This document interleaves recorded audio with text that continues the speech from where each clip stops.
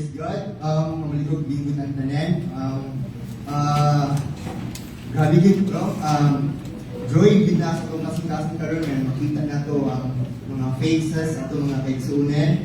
And ingin dito siya. Praise God.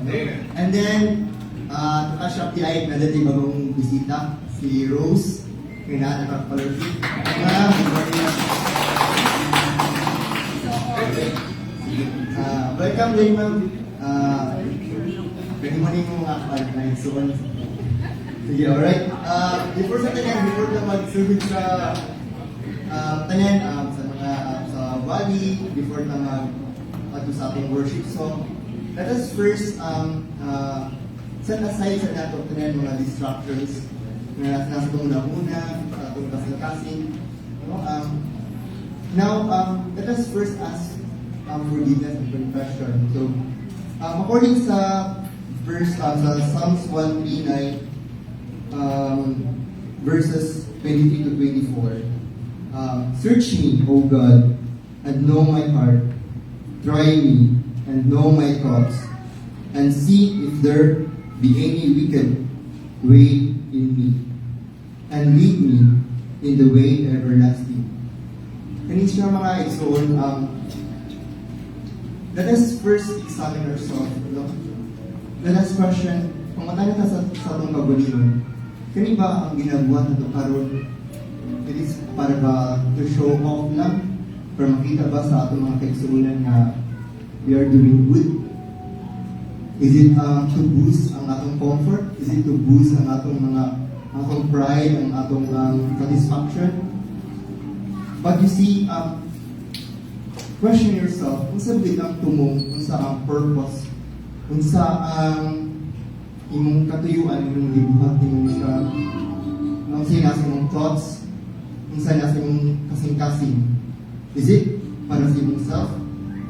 Para sa imong kaigsunan? Or it is para sa glory sa Ginoo?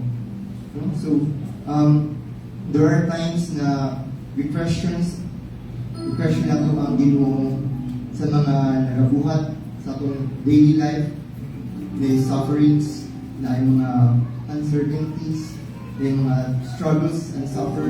We question God, Lord, saan man yung gibuhatin mo sa mga Lord?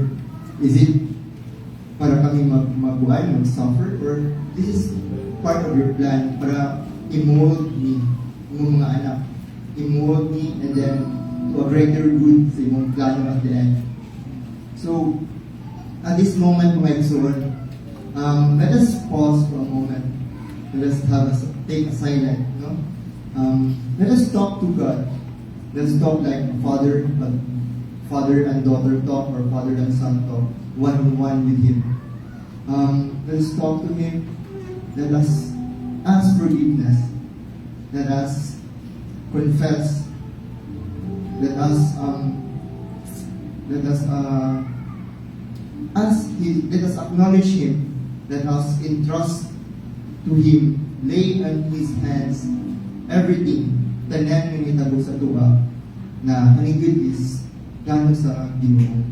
And no more questions, no more worries.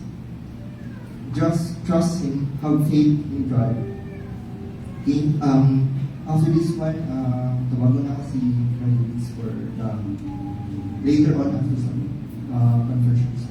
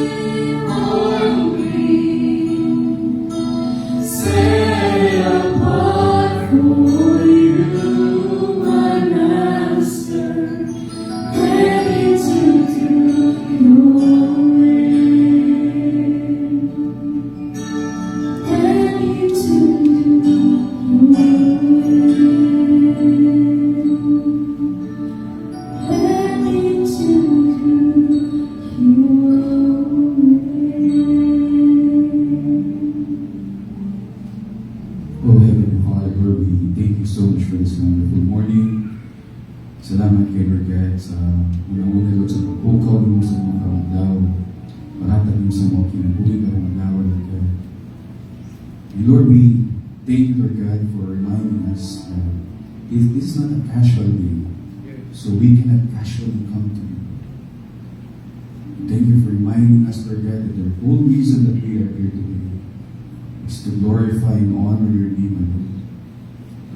Regardless of our preparation, Lord God, or our mindset or our intention, ang imong ginatanaw, Lord, is what's in our heart. Lord, we're asking for forgiveness for everything that we have done, wala ito kanimaya, Lord. Whatever things na gawa sa mga pa, susang mga una, especially mga butang na nasa mga kasilkasin.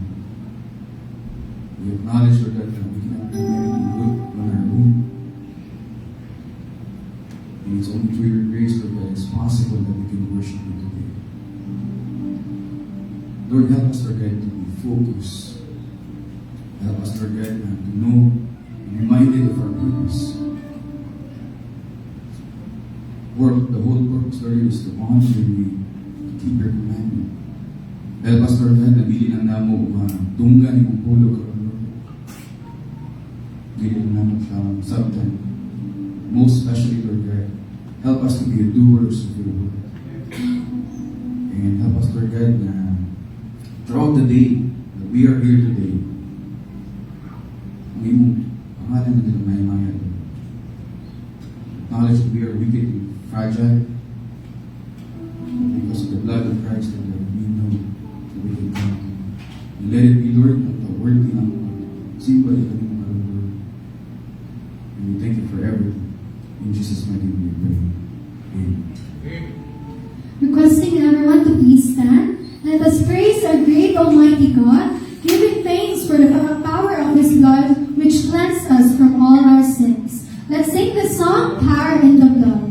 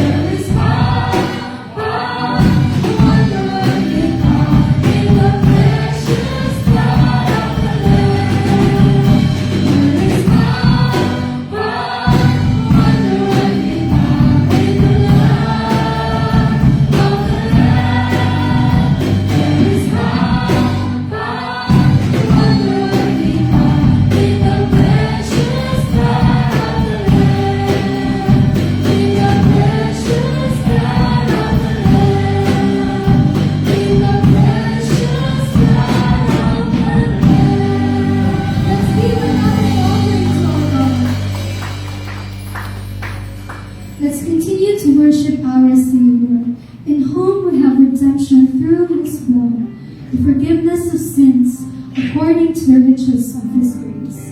We sing this song as a thanksgiving to Him, for Jesus paid it all.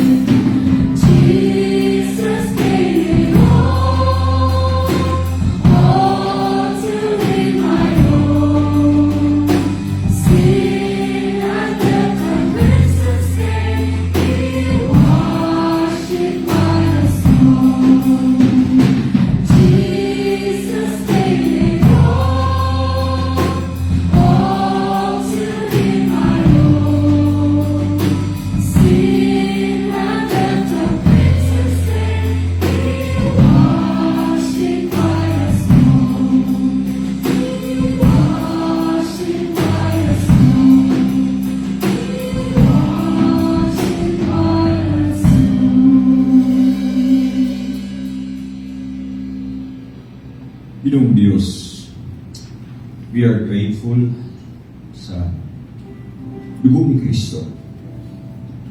It is the blood of Christ that paid it all.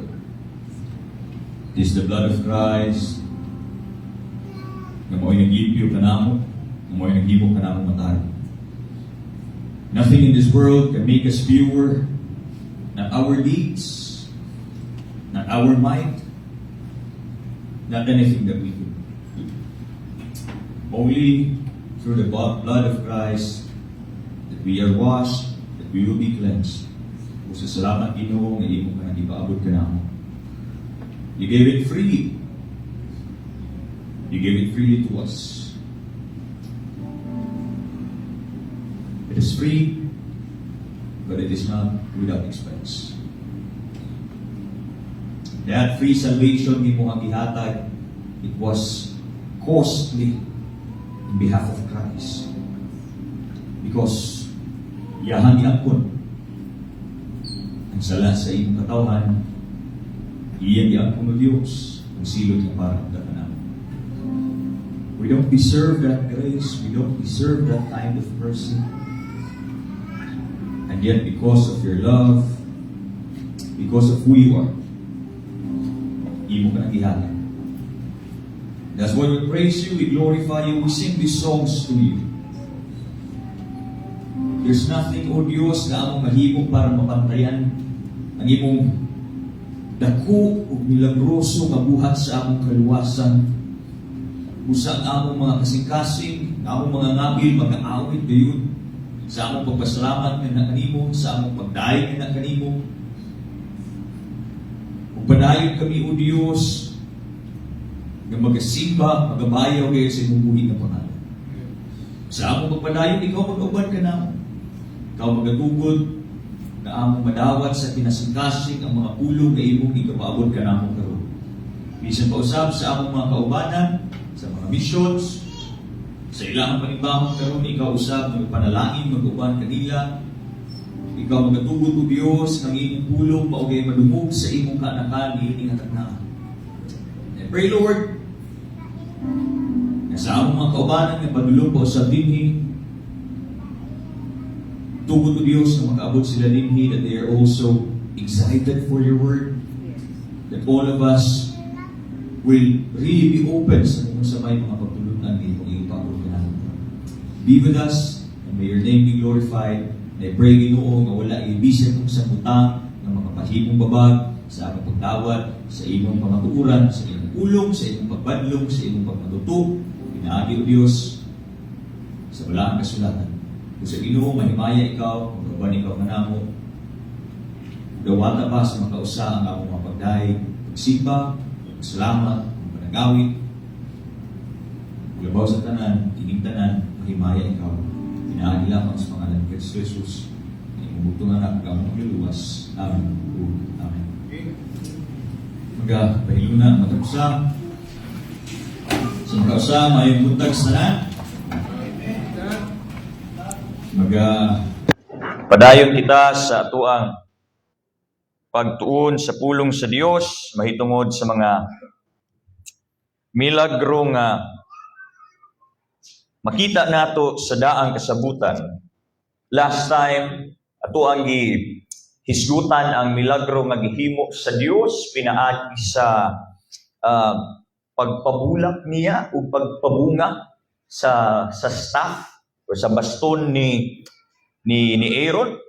Hindi kato mo ay nagpamatuod nga siya gayud o ang iyahang linya mo'y gitawag sa Dios nga mo'y mahimong pari nga mo'y magministeryo pinaagi sa kana nga buluhaton human nga gi-challenge ang iyahang authority, human nga gi-challenge ang iyahang ministry sa ilahang mga kaubanan, sa ilahang mga igagaw. And human ato kung makita ninyo in Numbers chapter 18 and 19, there you will see the instructions sa kung unsa na yung mga himuon sa mga pari. Kung na-remember ninyo sa ang duha kakamagulangang anak ni Aaron namatay tungod kay naghalad sila og strange fire, naghalad sila og kalayo nga wala pa manunta kadto sa instructions. So dinhi na nato makita in Numbers chapter 18 to 19 ang mao nga mga instructions. And then just in the following chapter, in chapter 20, dinhi nato makita ang sunod nga milagro nga gihimo sa Ginoo taliwala sa katawhan sa Israel. Again, after sa milagro nga gihimo sa pagpamatuod sa priesthood ni Aaron, we have the duties and the priests and the Levites, and then we have chapter 20. Din sa chapter 20, I do believe we have several things nga tuang makatunan, especially in our Christian walk, especially in our obedience to the Lord. In chapter 20, as I went through this passage, nakoy mga reflection nga gihimo, mga ginagmayng pagremenis, and how I saw yun nga my mindset before was foolish. And I believe if not everybody, most of us can relate sa mao nga pagtulunan nga ato makita karon busa dili kita maglangan. If you have your Bibles with you, please open it with me, Numbers chapter 20. Numbers chapter 20 verses 1 to 13. Here we see the miracle nga gihimo sa Ginoo in Meribah. It is actually a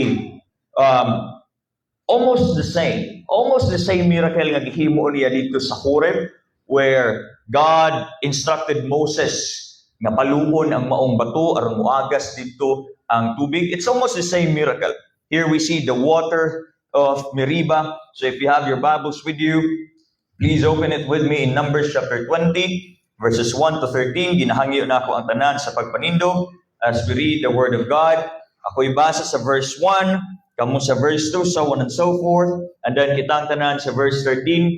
Then came the children of Israel, even the whole congregation, into the desert of Zin in the first month, and the people abode in Kadesh, and Miriam died there and was buried there.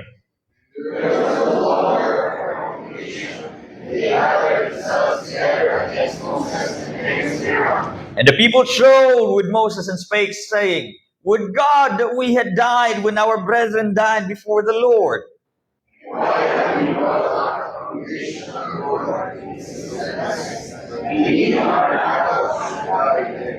And wherefore have you made us to come out of Egypt to bring us into this evil place? It is no place of seed, or of figs, or of vines, or of pomegranates, neither is there any water to drink.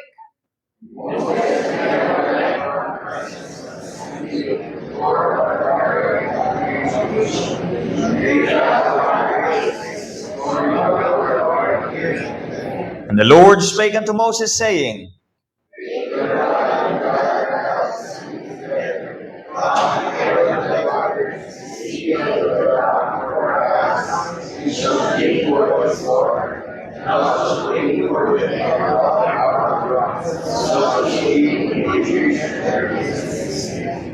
And Moses took the rod from before the Lord as he commanded him.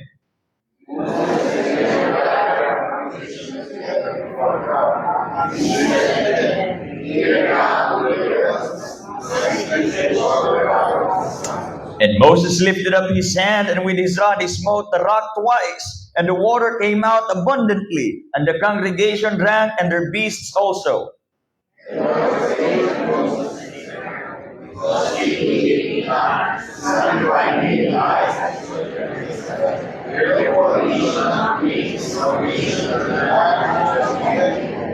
Verse 13, kitang tanan. This is the water of Meribah, because the children of Israel strove with the Lord, and he was sad. And then right after sa instructions, just pila siguro kabulan or katuig right after, there we see the death of Miriam. Kinsa man ni si Miriam? If you will read Exodus chapter 15 verse 20, she is actually called a prophetess. Okay? And then many people, many organizations would justify, we do believe in complementarism. Malito. We are complementarians, okay? Which means ang lalaki o babae, we complement in our roles sa church. We do believe nga ang angay mabutang sa pastoral ministry kay qualified sa pikas nga grupo. They believe nga even the women are qualified to become pastors, okay? And they would actually use this passage kung asa si Miriam gitawag nga prophetess. If you have your Bibles with you, Exodus chapter 15 verse 20, she's really called a prophetess. Now, there's a huge difference, okay? Lahi ang pastor, lahi ang propeta. Especially si Miriam. Lahi si Miriam nga propeta kumpara pud sa lahi nga mga propeta. Why is that? Hebrew word used for prophetess or even sa prophet is actually nibiya, okay? Nibiya, which means to proclaim. Magproklamar. And some of us, siguro many of us, we understand or ato ang gi-assume nga ang role sa mga propeta is just kaning musangyaw og mga ato sa propeta is just declaring or prophesying sa kung unsay mahitabo in the near future. That's not the only role sa mga propeta, okay? They are not just forecasters of futures. We should not treat the prophets as kaning murag mga tawag ana gani kanang mga manghuhula, no? Dili nga na ang ilahang role. They are actually messengers. Okay? Nga nung propeta ang tawag sa lahat because sama sa root word, sa Hebrew word, sa ilahang pangalan, they are proclaimers. Okay? Ang ilahang role is to proclaim. Unsay gina-proclaim nila? Aside sa mga future events, many of them, if not all of them, they proclaim the guidance of God, the praises to God, instructions from God, and most especially, dinhi gyud kasagaran, consequences, ang consequence sa disobedience sa mga tao. Manang if you will read the prophets, the book of the prophets, kasagaran din ha, mga exile, mga punishment, mga pagsakop, kay nga naman. That's one of their roles, to proclaim even ang punishment. Si Miriam, there's only one time nga gi-describe ang iyang prophetic work, and that's in Exodus 15:20. Ang iyang pagiging propeta is actually celebratory and worshipful. Ang iyang specific role is gigamit siya sa Ginoo, gigamhan siya sa Ginoo to proclaim the wonderful deeds of God before sila nitabo sa Red Sea or sa Reed Sea. Okay? Basahon ako sa makadiyot, Exodus chapter 15, verse 20, para at be thrown into the sea. Matoy paggamit sa Ginoo sa iya. Iya lang gi-proclaim ang unsay nahitabo sa Red Sea. After ato, wala na tayo makita ng mga lihok ni Miriam. So, ang mga prophets na ay permanent prophets, na po'y functional prophets. Permanent prophets, buti pasabot, sa kaninga nasod, gipadalag yun, na ay ongoing paggamit sa Ginoo sa kaninga mga propeta. Whereas ang functional prophets is for that specific situation lang yun. And of course, ang pinaka-example niya na si Miriam. Tungod kay sa katuraman po siya nga higayang gigamit. Ang mga prophet usually ginapadala sa mga nasod. Okay? And they had kaning, kumbaga ang kalahian, i-differentiate nato. Kaya ako ang giingon sa inyo ganina, pastors na prophet, or kaning governance over Israel. Wala sila yung anak. And it doesn't mean nga propeta ka, you have the equivalent authority sa mga leaders na di-appoint sa Ginoo. In fact, if you will read Numbers chapter 12, you will see there nga si Miriam o si Aaron ilahang gi-oppose si Moses, and then later on, gisilutan sila sa Ginoo. So you will really see nga lahi gyud, lahi ang authority sa propeta nga si prophetess nga si Miriam, and then si Moses as a leader. So kato, prophetic activity does not equal authority dayon. And pero kana, no?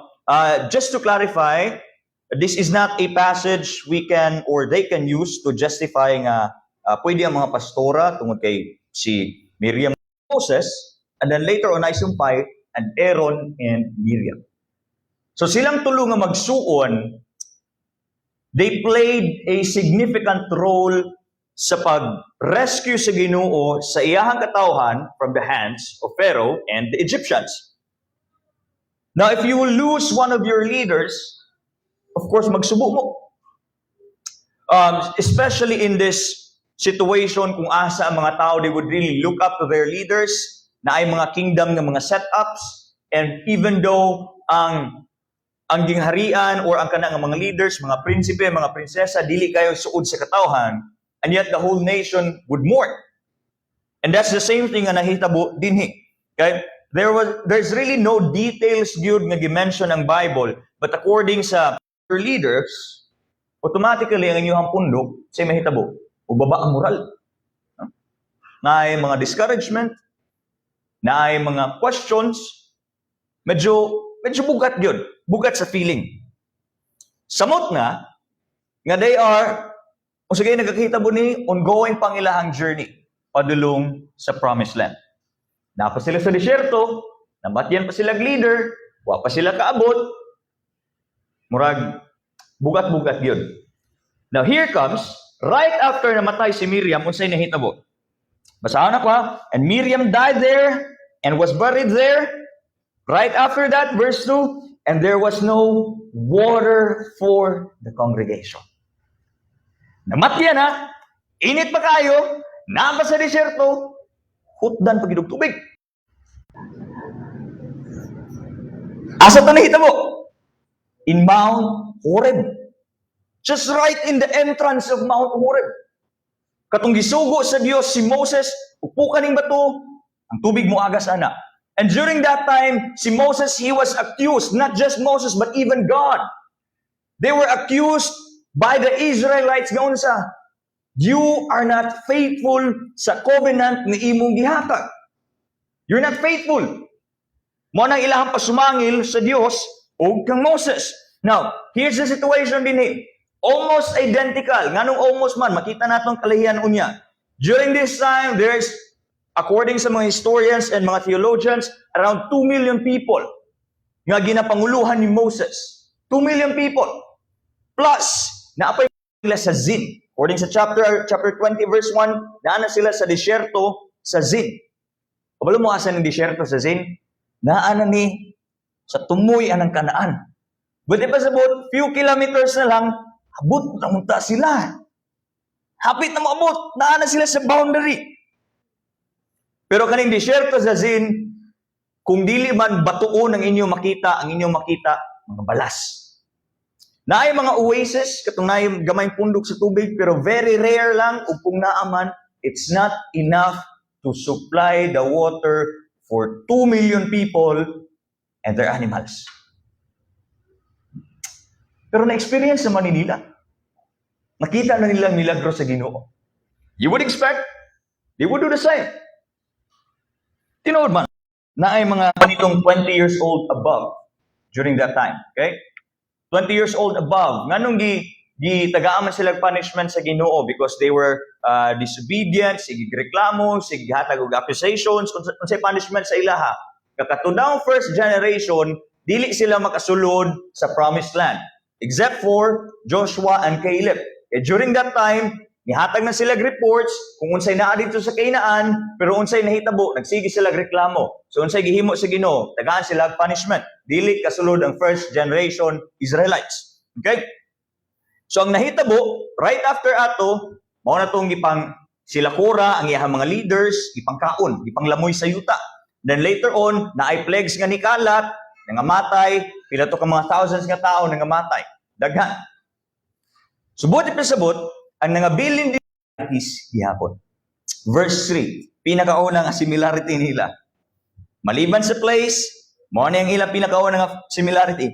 And the people showed with Moses and spake, saying, would God that we had died when our brethren died before the Lord? And why have you brought up the congregation of the Lord into this wilderness, that we and our cattle should die there? They showed with Moses. Hebrew word for that, the same sa previous ang gihapon in Exodus 20, the Hebrew word is riv, R-I-V. Kung sa ibuti pasabot nga niya na, you bring a case. It's a legal accusation towards that person. Nganong legal accusation man, remember na ay gihatag ang Ginoo nga unsa, Mosaic Covenant, which na-fulfill na dito sa Mount Horeb. Now, gisulat sa Ginoo, dito pa to, whenever someone, either God or Israel, kay mula pa sa katong nga covenant, ang katong covenant mao'y mahimong standard sa kung kinsabay angay silutan o kung kinsabay nilapas, ang Dios o ang Israel. So, unsay nahitabo dinhi? Naay accusation na po ang Israel. Same sa nahitabo sa Horeb, dinhi sa Meriba, gi-accuse na po nila. Pero dili na direct sa Ginoo. Dito sa Horeb, it was directed to God. Dinhi, naay gamay segue. Kang kinsa nila gipasumangil kang Moses. But then, going back sa Horeb, ana ang Dios sila ha, kung inyong pasipadan si Moses, inyo ra pud kung gipasipadan. Kung inyong giakusahan si Moses, sama ra pud nga giakusahan ko ninyo. So unsay nahitabo dinhi? Ilaha gi-accuse si Moses. Unsay ilahang ingon? They gathered themselves together against Moses and against Aaron, okay? Ang duha ka leaders nga nabilin, and then unsay ilahang ingon? May pag nga matay. Mailahang mulok ka Moses. Perting paita, huwag tubig, init kaayo, paggamay lang tagpagkaon, mga matay lang tiyatong mga hayop, gidala rami nimo dinhi para maglisod, may pag nangamatay na lang nitanan dito. Ilahang gi-romanticize ang death sa ilahang brethren because they were referring to their brethren. Would God that He had died when our brethren died before the Lord? They wanted to escape the pain, the suffering sa kaning disyerto. Mas maayo pa daw nangamatay sila. Forgetting, naon sa gani cause sa katong death sila, brethren? Punishment, the wrath of God, because they disobeyed. They sinned against God. Laktod ng pagkastorya, mura sila naging, may nagpakasala na lang po mi during that time para namatay mig apil kaysa sa nisunod mi sa Ginoo pero maglisod ra gihapon. Because ang ilang accusation, Moses was a bad leader, this is not the right place, sipyat ni tanan, mali ni tanan. Mo nang ilahang, iakusahan si Moses ug si Aaron. Moses is a bad leader. Moses and Aaron is a bad leader and God is a liar. Mo na ilahang accusations. Pero bisag na sila similarities. Naapoy difference ang second generation sa first generation. Verse 5. And wherefore have you made us to come up out of Egypt, to bring us unto this evil place? It is no place of seed or figs or vines. Dagagipang ito. Now, if ma-remember ninyo, katong first generation pang daghan, unsay kasagaran nilang reklamo? O unsay kasagaran nilang support sa ilang reklamo? Mas maayo pa dito sa Egypt, na karni, na lamas, na mga isda, ingana. Pero dinhi, tanawan ninyo, na gamayng shift. Dili na ang mga butang sa Egypt ang ilahang girason. Unsa nay gi support nila? No place of seed, of figs, vines, pomegranates, water to drink. Now kani siya nga mga butang, these are fruits, these are plants, mga resources nga makita nimo sa Canaan. Nganuman, apil na siya sa report ni Joshua ug Caleb. So kaning mga second generation Christians, they know that they can trust God. They know nga kung unsa tong nahitabo sa Egypt, wala na to. Naanay shift sa mindset. They have witnessed how the first generation disobeyed, accused God, sinned against God. They have witnessed several miracles na pila ni dekada, upat na ni kadekada. So somehow, mas makasalig na sila sa Ginoo. Pero unsay nahitabo dinhi? If you will read Numbers 14, Numbers 14, dito nato makita ang report ni Joshua and Caleb. Pero sa makita nato din Numbers 20, tinuod gi-promise man na sa Ginoo sa ila. But here, we can see that they simply wanted the promise but not the process. They wanted the benefits of promised land. But they did not want to obey. They wanted the destination, but not the journey. Pila sa tuwa dinhi, naantay ginapangayo sa Ginoo, Lord, gusto ko ani. Pero gusto na to, dayon-dayon makabot. Di ta mo agi proseso. It's funny because for 3-4 years of working, napansin ako, Lord, murag dako-dako na gyud ako ang tiyan, murag nana ko yung mga pantalon nga di na ako masuot. And then for several times makahuna-huna ko, mag-gym na ako kay para nindot akong lawas. Pero gusto na ako, primero pala na akong alsa sa barbell, mura na akong si Mr. Clean og lawas, di pwede. Kaya ano man, there's a process that needs to happen. Sila, mga Israelita, na-shift na ang ilang mindset. They were not thinking of the benefits they had sa Egypt. Ilahan lang gikalimtan. They were thinking na of unsa, the benefits that they can get sa promised land. It's just that gusto nila benepisyo pero dili ang proseso. O mga manager, mga negosyante nga nadin na ay bagong hire, tas muana mo sa bagong hire. Sige, if kani nga mga quota, mga goals mahit ninyo sulod sa isa ka tuig, pwede na mo ma-promote as supervisor. Tas inundahin mo, sir, karon i-promote na ko dayon. Wa ni agig training, wa pa experience gyud pero gusto promotion dayon. Sir, kanang ma-promote man ko eventually pero ipareha na lang ako ang sweldo sa akong supervisor kay moabot ra man gihapon ko diha. It's not logical. Dili tarong nga paghuna-huna. Mao na ilahang gihimo. How many prayers have you offered to God? How many desires nga imuha nang gidala sa Dios? Nga gusto nimo mahitabo unta, pero murag wala man gihapon. Pero gusto nimo dayon-dayon na ana. Well, it could be nga di lang gyud ka gusto mo agi sa proseso.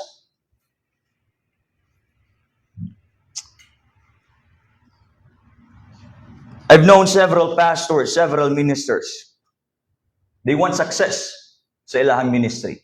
And by success, they want huge buildings, daghan nga mga daughter churches, mga luag nga mga parking lots, mga mayayaman nga mga membro. So they put in the work. Pero lahi nga work. And then some, nga dili kayo materialistic, they still want success in ministry. But then the problem is, they don't serve. Not just sa pastors, but even sa tuwa din. We want to have an impact sa ministry. We want to have an impact sa kinabuhi sa kaningang mga tao. But we don't serve. Pastor, kanang gusto gid ko nga mapariha ko kang John MacArthur, kang R.C. Sproul, kang Woody Bockham nga how kay ko muwali, tas ingani ko, tas kanang manghilak gid ang mga tao every time nga muwali ko. But you don't serve.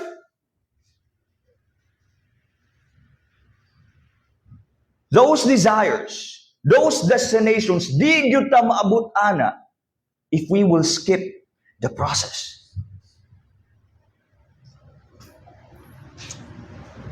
Not just in ministry, even in our relationships. You want healthy relationships. Ikaw si mong bana, si mong asawa, si mong anak, si mong katrabaho, tanang klaseng relasyon. But then you're not patient enough with that person. You don't communicate with that person. Why would you ask for a healthy relationship but then dili nimo i-practice ang mga butang that will lead to a good relationship? You have a good relationship with your boss. Here's one of the problems. We have a good relationship with our boss. Despite sa ilahang mga demands, patient kayo ta sa ila. Musabot yun ta, kita'y sige ka-adjust. Pero pag abot sa pamilya, sa inyong bana, sa asawa, sa inyong anak, mawala man ito nga pasensya. Murag ang pinaka-the best ni mo nga attributes kayo sa dito na ito ihatag sa strangers, pero mawala sa pamilya. Nga naman na. Kikinsa man yun nga healthy relationship ang gusto nimo i-foster sa strangers or your family. Not just in every relationship, but even our desire for our loved ones. Pastor, gusto yun kay ko nga kaning makasimba na nga akong pamilya, maluwas unta sila. Nisangyaw na ba ka sa ila? Giimbita na ba nimo sila? Why would you ask for a result kung wala pa yung proseso? Makag, pastor, ato tag samal. Ato tag samal, pero kanang dapat na samal diretso. Kanang matulog lang ko sa pag-abot. Di ta gusto, pastor, kanang pwede kanang wala lay traffic. Diba kanang gusto ta mulikay sa mga inconvenient things. Gusto ta mulikay sa mga hardship because we want the good stuff. Siya na inaadinhin. The real issue, it was not because they lack water. Sa issue din they lack obedience and trust. From Egypt to Horeb, ang purpose sa Ginoo sa ilaha is to remove the Egypt inside them. Kaya para pag-abot sa Horeb, dito na ma-legalize, ma-formalize ang Mosaic Covenant. And then, gikan sa Horeb, padulong dito sa Promised Land, the goal of God was their holiness. Why? Because they are now serving the Holy One. So therefore, His people should be holy. So kanisya, as what we have understand, the previous nga mga proseso, the previous nga mga destinations nila, according to what we have learned, this is sequential. This is part of what God has prepared for them. It is for their own good and it is for the glory of God. And yet dinhi, ilahang giakusahan ng Ginoo that God is not faithful because Moses is not faithful because Aaron is a bad leader. It's not because they lack water. It's because they don't trust and obey God. And so do we, many, many times, sa atong kinabuhi. But then how did Moses react? Because sa first miracle in Exodus, dito sa Horeb, Moses pleaded with God and he said, Lord, sige na may reklamo ni mga tao sa imuna ko. God told him what to do. He obeyed God. Pero sa may gihimo ni Moses din. Now for Moses, it's a very familiar situation. Sama sa kong gingon, nahitabo na ni. It's not the first time for him. Sama sa kong gingon, waters in Horeb, that's in Exodus 17. Okay? Now, unsa na instruction din sa Ginoo. Chapter 20, verse 6. Moses and Aaron went from the presence of the assembly, ug niadto sila sa tabernacle. That's good. Correct. Unsa instruction sa Ginoo. Verse 7, the Lord spake unto Moses, saying, take the rod. Yung kinsa ning rod? Of course, kang Aaron. Okay? Naay rod si Aaron, napoy rod si Moses, kanang mga rod nila, manay lang ginabitbit. And gather thou the assembly together, you and Aaron your brother, and speak ye unto the rock. Unsa instruction? Speak ye unto the rock before their eyes. And it shall give forth his water, and thou shalt bring forth to them water out of the rock, so thou shalt give the congregation and the beasts drink. Unsa instruction? Speak. Speak unto the rock. That's a different instruction sa Exodus 17. Sa Exodus 17, ang instruction kay paluon ng bato. Dinhi, speak to that rock. Then unsay nahitabo? Unsay gihimo ni Moses? Verse 9, Moses took the rod from before the Lord as he commanded him, and Moses and Aaron gathered the congregation together before the rock, and he said unto them, hear now, ye rebels, must we fetch you water out of this rock? And Moses lifted up his hand, and with his rod he smote the rock twice. Iyahang gipalo ang bato. That was not the instruction of God. Unsa instruction sa Ginoo? Speak to that rock. Pero sa gihimo ni Moses, gipalo niya, kaduha pa gyud. But of course, gitagana ng daan sa Dios nga ang iyang provision sa tubig kay muagi sa kana nga bato. So unsay nahitabo? Niagas maghapon ng tubig. Kita niyo na, niagas maghapon ng tubig. But Moses did not obey completely. Ang instruction was to speak, the action, he struck the rock. He struck the rock. Kung sa Exodus 17, nahimaya ang Ginoo, in Numbers chapter 20, si Moses nakasala, batok sa Diyos. What was the sin of Moses? Well, unang-una, klaro kayo, he struck the rock. Iyahang gibunalan ng bato. That was a form of disobedience. But then, napaghimasala. In verse 10, unsay nahitabo? Moses and Aaron gathered, and then unsay iyahang iyon, hear now, ye rebels, must we fetch you water out of this rock?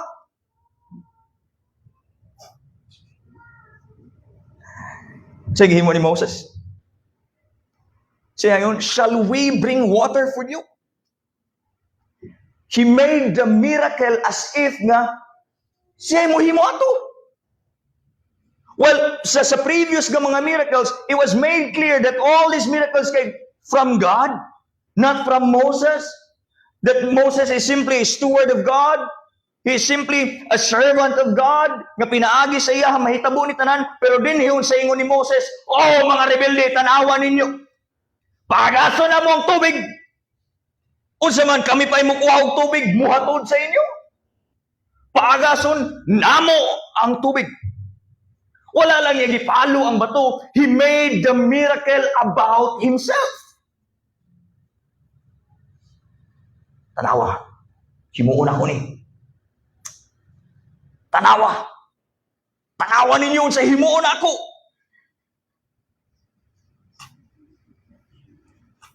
And it was a sin against God. Pastor, nga nung salaman. Verse 12. And the Lord spake unto Moses and Aaron, because you believed me not, tanawa. You believed me not. You did not believe in my word. To sanctify me, buti pasabot, to show me as the Holy One. To glorify me in the midst of Israel. Dapat sa katong instruction o sa obedience ni Moses na to speak unto the rock, dapat nahimaya ang Ginoo ato, pero unsay nahitabo? They did not do that. They did not believe in it. God was not sanctified. Therefore, unsay punishment? You shall not bring this congregation into the land which I have given them.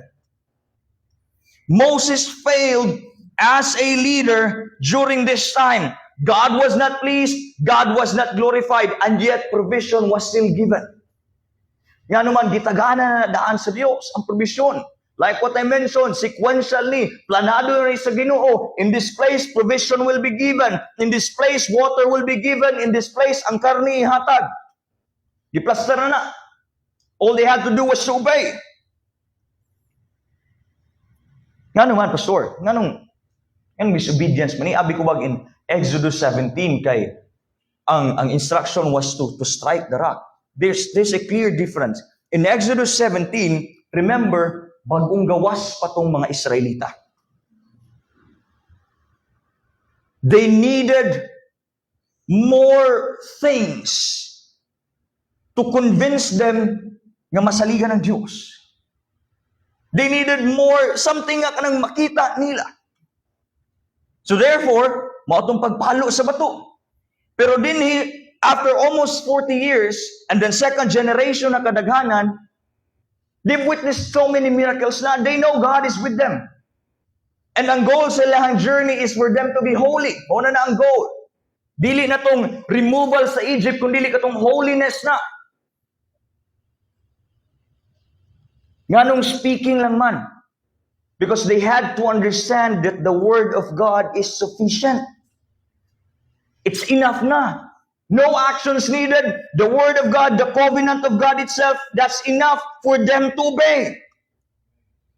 Pero through the action of Moses, he misrepresented the holiness of God. It focused on what Moses did instead of what God can do. Now imagine this. Ang punishment nga gihatag unsa ganito? Unsay punishment nga gihatag? You shall not bring this congregation into the land which I have given them. Lakto nga pagkastorya, Moses, Aaron, tungod kay wa man mo nituman sa kuha, di mo kasulod sa promised land.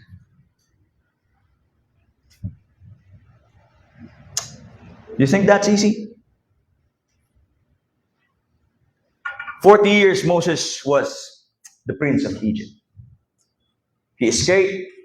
Tungkol kay na nakikita sa iya nga napatay nitong isa't sundalo. And in the wilderness, sa Midian, he met his wife, Zipporah, 40 years. He had a good life as a shepherd. And then dito sa desierto, Exodus chapter 3, God showed himself to Moses through the burning bush. He called him to rescue the Israelites. And then, right before sa pagsulod sa Egypt, hapit pag namatay si Moses kay wala niya gituli ang iyahang anak. And then after that, pagsulod niya sa Egypt, he had to persuade Pharaoh many times. Yan, nireklamo pa gani sa Lord, di mo ko makatarong storya. And after that, pila ka mga exchange sa conversation. Eventually, nakagawas ang Israel, pero gigukod gihapon sila ni Pharaoh. And then after unsa nahitabo? He was leading this millions of people sa disyerto, init kaayo, na panahon walay tubig, na sundalo nagukod, pagabot sa unahan, asa naman mi moagi ani, na milagro, lipay ang tanan, pagabot sa unahan, reklamo na pud, pagabot sa unahan, wa na puy makaon, pagabot sa unahan, na makaon pero balik-balik, asang karne, pagabot sa unahan, way tubig. Years of rebellion sa mga tao. Years of sigid pagreklamo. Years of accusations, giantos na tanan ni Moses. Pero pag-abot dinhi, giingnan siya, Moses, di ka kasulod sa promised land.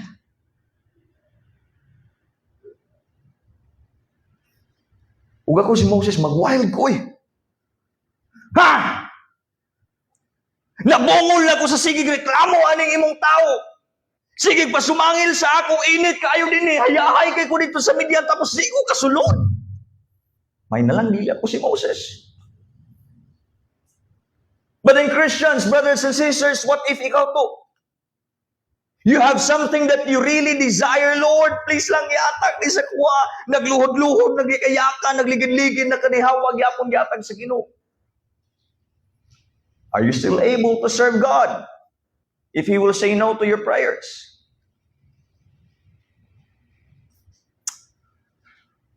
Wala mo siya nahitabuan eh.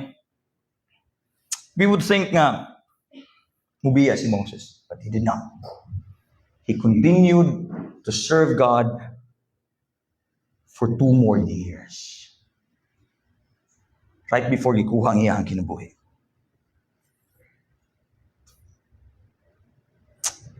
But going back sa sala ni Moses, several times we misrepresent who God is. Ang dinhi nga case, unsay nahitabo, he made the miracle about himself instead of God. And hindi lang si Moses, pati kita. I remember back in my first year sa Bible school, ako kay nag-advance man ko. Before ko nagsulod sa Bible school, na ako'y isudlan nga klase every Sunday sa hapon. Kabalo na ko sa evangelism, sa gospel. So, kumpara sa mga first year na mga classmates, wala, bitin mo, kabalo na ko, ani. Ano ko'y grado, ani. So, during the time silang evangelism nga klase, siya una-una, batalang, buwali mga bataan niya. Kabalo magsangyaw, kabalo magkuhan. Nya, usap pa man sa mga sa ng padawat. So, di magkabalo magpadawat. Ano? And every time magwali ko, pati mga maestro, kami mga first year, mga Pastor J. man din, sige rin ko na. Pangit, wali, sir, no? Balik ba? Sir, no? Katulog, lugay pa yung man. And then, at the back of my mind, ang nagadagan sa akong huna-huna, paggawas na ko, dapat ako mo sangyaw ato nga mga tao kay para makasabot gyud sila kay ug kaning nga mga tao mo sangyaw di gyud sila kasabot dapat ako gyud. Ang bugiro.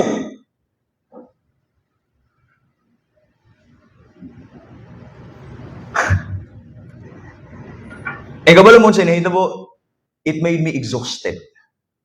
Kay na ako'y kaning si tawagan na kaning murag siya some sort of superhero syndrome or kung sabi na nga, dapat ako gimuani, dapat ako gimustorya, halos na ng tao, mustoryaon, kailan na kang Kristo, kailan na kang Kristo, kailan na Kristo. Why? Because it's not about me. And I made it about myself. Now, it's not just me. Pila na ko katuig sa ministry, I've heard about several pastors nga nagreklamo na tungkol kay nitalikod na mga membro sa ilaha. Niya sa pila na ko katuig sa ministry nagalagad, gitukod na ako nga simbahan, 5 na kabuok ako ang gipatukod nga simbahan, gipayunir, kani ako mga pahimo. Well, it's not about you. Pastor, dako na kay kong gihatag sa simbahan, dako na kay kong donation, taas na kong oras kay Google sa pag-service. Daga na kay kong nahimo. Again, it's not about you. Napayusahay nga mindset, Pastor, may nilang ako gigamit sa Ginoo, may nilang ako ato nga panahon, kay kung lahi pa to nga tao, di gyud sa kadungog sa may balita. May nilang ako dito, Pastor. It's not about you. Every time we do that, every time we have that mindset, susama ni Moses, we make it about ourselves. And every time we make it about ourselves, we don't glorify God. Si Moses, he was so familiar with the situation, but he sinned and he made it about himself. Nga naman, he was familiar with it. It's not the first time. Pastor, Ako'y padala dito, Pastor, kay Marag. Kabisado na ako na. Pastor, naay problema dito, ako'y padala. Pastor, naay buluhaton ni ako'y padala kay Marag. Kabisado na ako na. It's not about the steps. The question is, are we really obeying? And are we really glorifying God? Usahay, ang familiarity, it will cause us to not listen clearly. Not understand clearly the Word of God. Usahay, ang familiarity sa situation, it causes us to be prideful. And if familiarity causes you to be prideful, then something's wrong with our heart yet. Pastor, niagas man ang tubig. Prideful yapon si Moses? Yes. Niagas ang tubig because kato nga action wala nakadepende kang Moses, kato nga provision nakadepende sa Dios. Mo tong niagas gihapon ng tubig. But then mao na to ang punishment kang Moses. Di siya kasulod.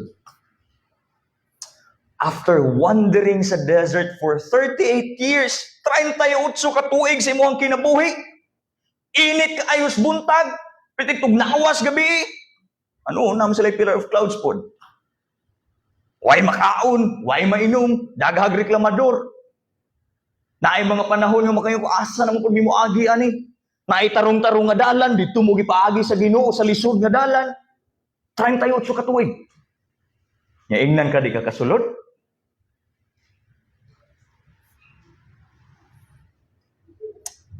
And yet he continued to lead for 2 more years. Mga 3 o 4 pa ka milagro ang na-witness ni Moses aya siya gibuhat sa Ginoo. He did not die of old age. He did not die because na siya'y balatian. God simply took away his life. Kaya nga naman, mamayahang punishment din eh. Mamayahang consequence. Pastor, abi ko ba sa Exodus 3 gisaaran sa Ginoo si Moses nga makasulod sa promised land? Wala. Ang calling kang Moses was unsa? To lead the people of Israel to the promised land. It was not a guarantee nga makasulod si Moses.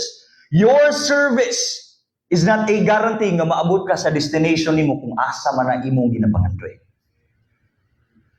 Your ministry is not a guarantee nga kung naa kay ginaampo, automatic tubago na sa Ginoo. No. It could be sa proseso lang gid kakutob. Sa journey lang gid kakutob kay lahi ang makabenepisyo pag abot sa panahon. It's not just Moses. Si David, man after God's own heart. Pila ka battles ang iyahang gidaog. Pildi niya si Goliath, hapit pa siya gipatay ni King Saul. And then God showed him a vision nga magtukod og templo. Ang problema, vision lang kutob. Giingnan pagid siya sa Ginoo. Mao ni ang vision, pero dili ikaw ang motukod. Lord, please, ako'y motukod. Dili. Well, it could be nga ang motivation or ang mission sa imuha gihatag. But ang lahi ang mo fulfill. Lahi ang mo benefit. Why? Because God is glorified through that.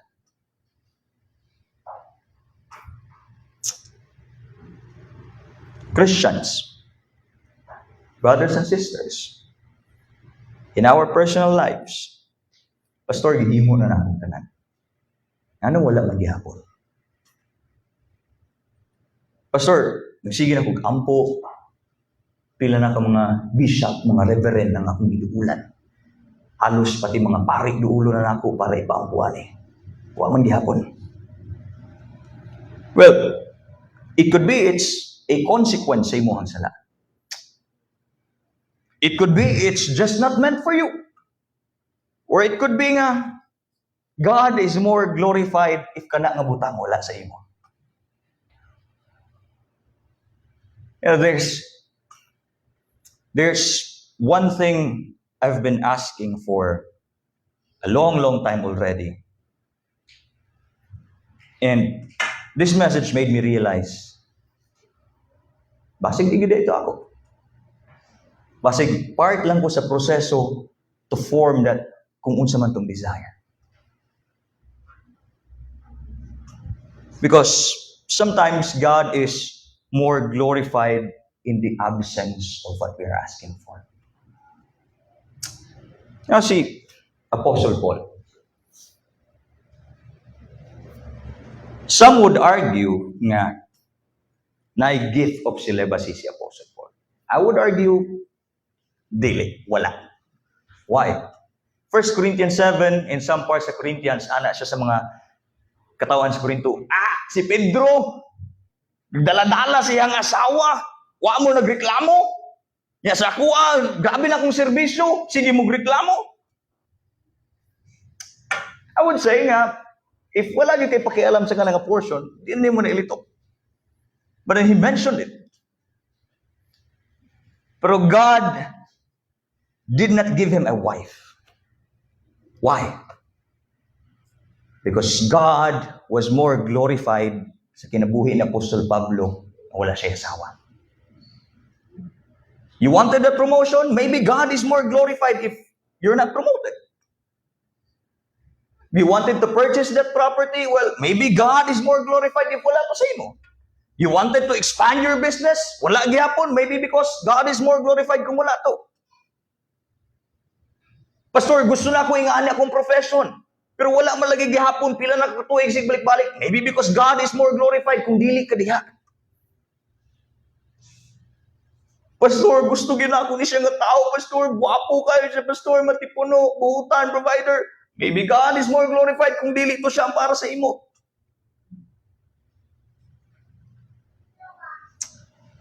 Pastor, gusto gyud ko ka ng someone nga drummer, kaya keyboardist.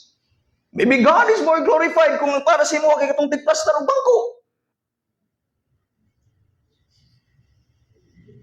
Sometimes God doesn't give us the things that we ask for kay ngano once these things are given usahay makalimot ta sa iya. And once we forget about him, we continue sinning and sinning and sinning. Because our hearts are so corrupt nga we always think of the resources but not the source. We always think of the fruits but not the vine. We always think of the good stuff. We always want the destination but not the process. We want the result but we don't want to obey. We don't want the discipline.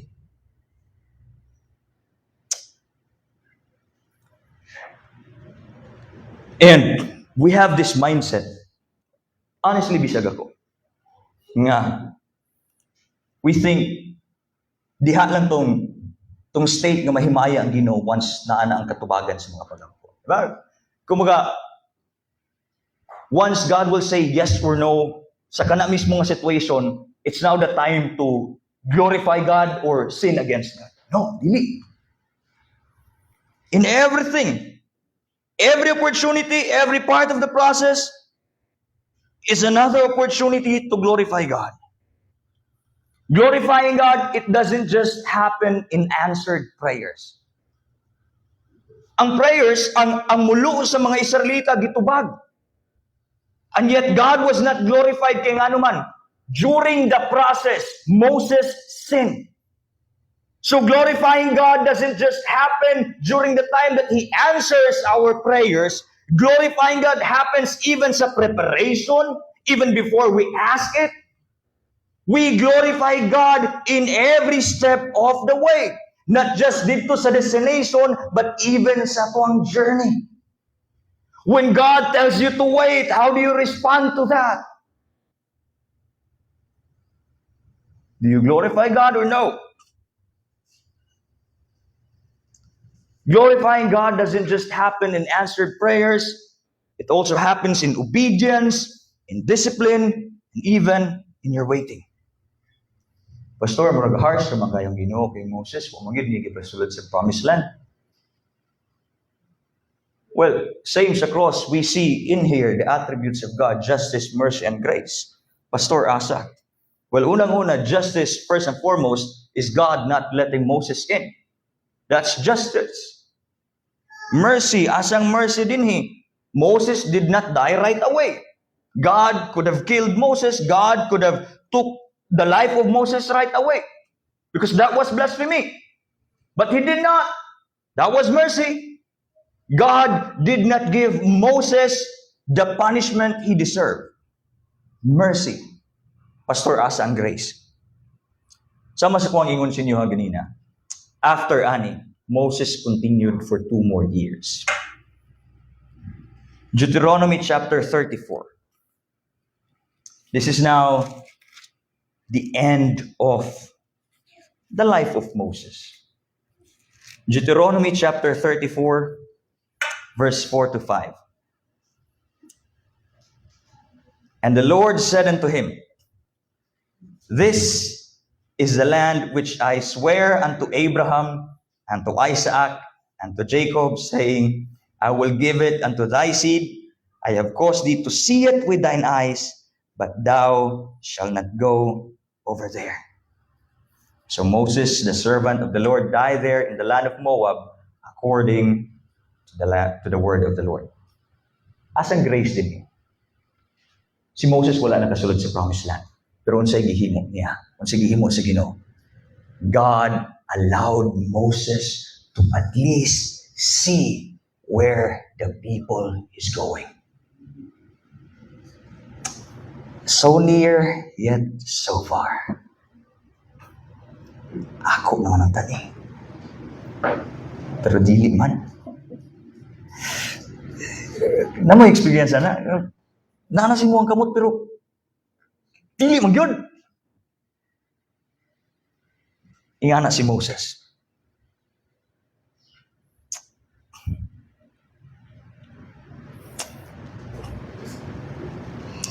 When God says wait, are we ready to obey His will? When God says no, are we still willing to obey His will? When God doesn't give you that person, that profession, are you still willing to obey Him?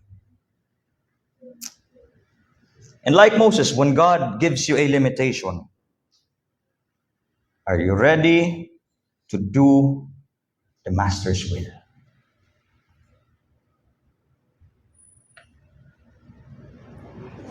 Despite the consequence, God forgave Moses and Moses was faithful ana. Balo mo say sakit sa kasagarang mga Kristohanon. During the time sa discipline, muhawa na sa simbahan. During the time sa discipline, during the time sa consequence, during the time mo ana ang Ginoo nga dili ang ng simba. Atheist na ko, pastor, kay nga ani ang nahitabo, di na ko mutuo sa Ginoo, but no. Even in the midst of our discipline and consequence, we can still be faithful sa Ginoo. That's the challenge na tuwa karon. Ginahangyo na ako ang tanan sa pagpanindog and the music team as well. How do we respond to that? So, That's what we have learned from the life of Christ. You can be angry and not sin. But see Moses, maybe his heart was clouded because of the pent-up anger for almost 40 years. He was not able to decide properly. He sinned against God. Before we commit or we do any decisions, let us ask for God to purify our hearts. For the Master to refine us. That way, whenever God says yes, no, wait, not for you, we are still willing to wait. We're still ready to follow the Master's will. Let's sing this song as our response. Let's ask the refiner's fire, make us holy, for us to be able to obey His will.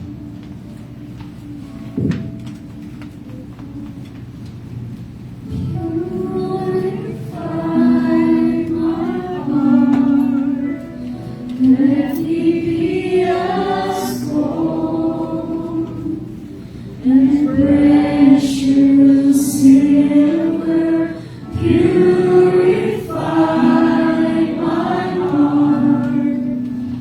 Let me be as gold, pure gold, refined as fire. My heart's one desire is to be holy,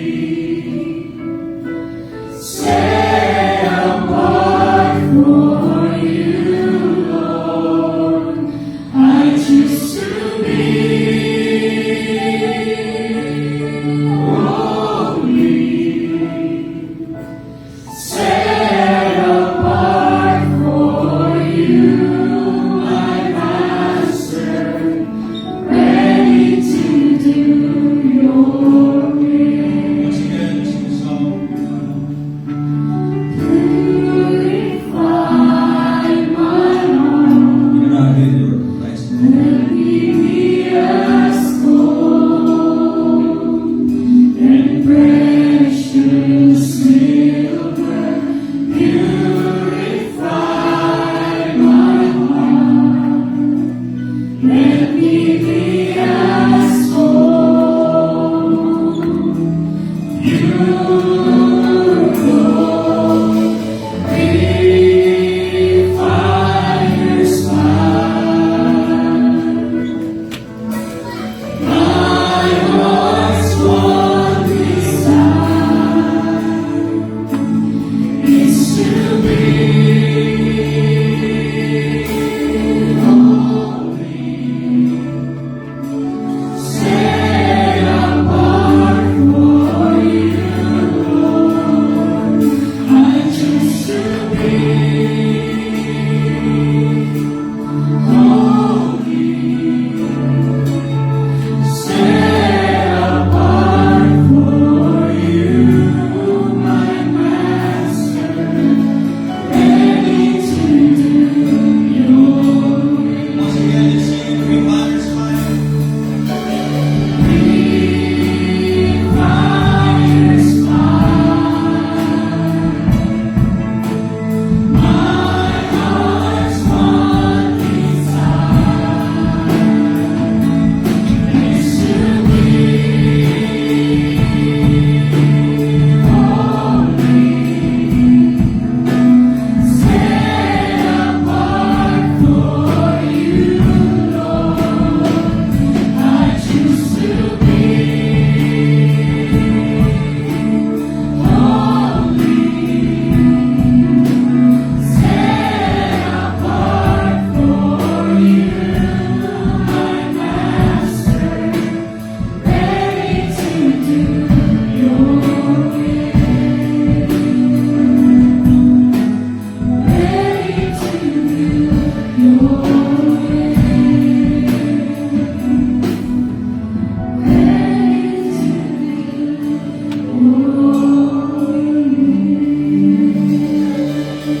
Lord, that is our prayer. May we be ready to do your will despite sa kung asa lang ibuto. Despite sa kung hatod asa lang imuban para naman. We know, Lord, nga wherever you want us to be, you will be glorified. Our prayer is we will be able to do unta kung sa imo ang pagbuhay. Maybe imo ang balibaran ng among paghanyo. Maybe imo may paabuton. Pag pinaagi sa imo ang grasya, imo piningihatan. Regardless, please ease our hearts today. My prayer is you will refine our hearts. That we will not be clouded sa kung sa may mga nangitabo. That our hearts will not be clouded anger, jealousy, greed, or anything that can cause us to sin. Teach us to obey your will regardless. And teach us to trust in your word. And teach us, Lord, na whatever it is, kung sa mani kalisod, if this is your will, that is good because that will glorify your name. That's our prayer. In Jesus' name. Amen and amen. Pagka, kahiluna ang tagusa,